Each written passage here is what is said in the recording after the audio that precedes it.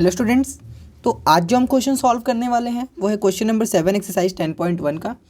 तो देखिए ये क्वेश्चन है क्या, पहले तो ये समझते हैं। Find the slope of the line which makes an angle of 30 degree with the positive direction of Y axis measured anti clockwise. देखिए क्वेश्चन में क्या कह रहा है कि हमें उस लाइन का स्लोप फाइंड करना है जो कि एक एंगल फॉर्म करता है 30 डिग्री का। अब 30 डिग्री का एंगल फॉर्म करता है तो किससे?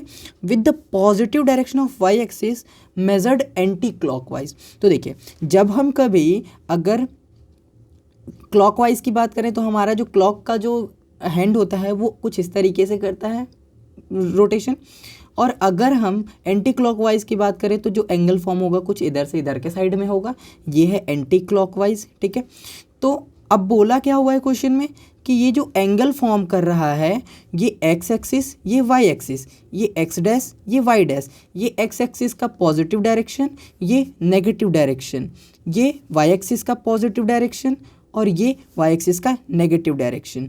ठीक है, अब यहाँ पे बोला क्या हुआ है क्वेश्चन में, which makes an angle of 30 degree with the positive direction of Y axis.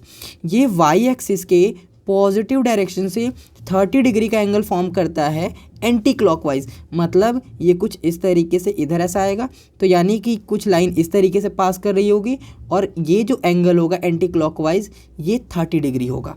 तो हमें बताना है इस लाइन का स्लोप। तो देखिए स्लोप का हमने फॉर्मूला 2 पढ़ा हुआ है, m is equal to y2 minus y1 upon x2 minus x1। तो ये फॉर्मूला हम कब यूज़ करते हैं? जब हमें कि उस लाइन के कोई 2 पॉइंट्स गिवन हो, लेकिन हमें इस लाइन का कोई 2 पॉइंट्स नहीं गिवन है, हमें तो एंगल गिवन है। तो इस टाइम पे हम जो फॉर्मूला यूज़ करते हैं वो होता है m is equal to tan theta. अब देखिए अगर हम यहाँ से देखें तो ये tan थीटा, थीटा क्या होता है? तो थीटा जो होता है वो x के पॉजिटिव डायरेक्शन से ये एंगल फॉर्म करता है, लेकिन जो हमें गिवन था ये y के पॉजिटिव डायरेक्शन था। तो ये हम जानते हैं कि एक्सिस और वाई एक्सिस जो होता है वो परपेंडिकुलर होता है, तो ये 90 डिग्री होगा। तो यहाँ से जो थीटा की वैल्यू हो जाएगी वो 90 डिग्री प्लस 30 डिग्री ऐसा हो जाएगा। तो हम लिख सकते हैं slope m is equal to 10 90 plus 30 degree.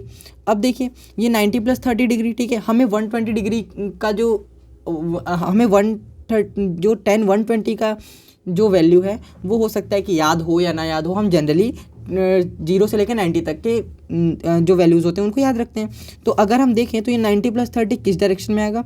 तो ये ऑल साइन 10 कॉस ये होता है हमारा। तो इसमें देखिए तो ये 90 प्लस 30 जो है वो सेकंड क्वाड्रेंट में आएगा। क्यों? क्योंकि 90 प्लस है, ये 90 डिग्री होता है, 90 प्लस है तो सेकंड में आएगा, और सेकंड में 10 पॉजिटिव साइन जो है वो पॉजिटिव होता है, 10 नेगेटिव होता है।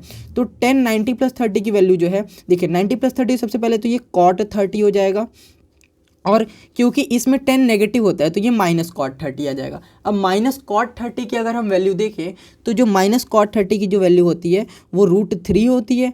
तो यानी देखिए कॉट 30 की वैल्यू √3 और माइनस है तो ये माइनस √3 इसका आंसर आ जाएगा, यानी जो स्लोप होगा लाइन का वो माइनस √3 होगा। तो आई होप कि आपको ये क्वेश्चन समझ में आया होगा। तो हम लिख सकते हैं therefore slope of line m is equal to minus √3। तो आई होप कि आपको ये क्वेश्चन समझ में आया होगा, और अगर वीडियो अच्छी लगी तो वीडियो को लाइक कीजिए। Thanks for watching this video. और अगर आपके कोई फ्रेंड्स हैं जो कि सेम क्लास में हैं, उनको ऐसे डाउट्स आता है तो आप उनको ये वीडियो शेयर कर सकते हैं। तो मिलते हैं अपनी अगली वीडियो में नेक्स्ट क्वेश्चन के साथ। तब तक के लिए जय हिंद, वंदे मातरम।